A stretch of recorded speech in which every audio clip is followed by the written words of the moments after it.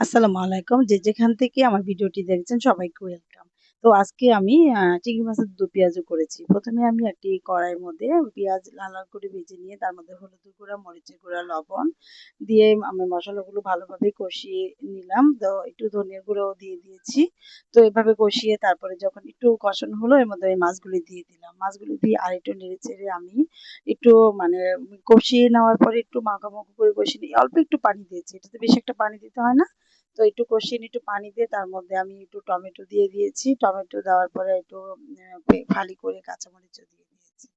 তো এরকম চিংড়ি মাছের দো পেঁয়াজু হলে কিন্তু পেট ভরে ভাত খাওয়া যায়, তাই না বন্ধুরা?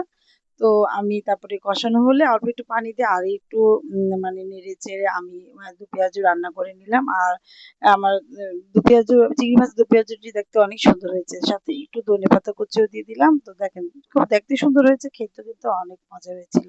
তো আপনারা এভাবে ট্রাই করে দেখবেন। আর ভিডিওটি যদি ভালো লেগে থাকে অবশ্যই লাইক কমেন্ট করবেন।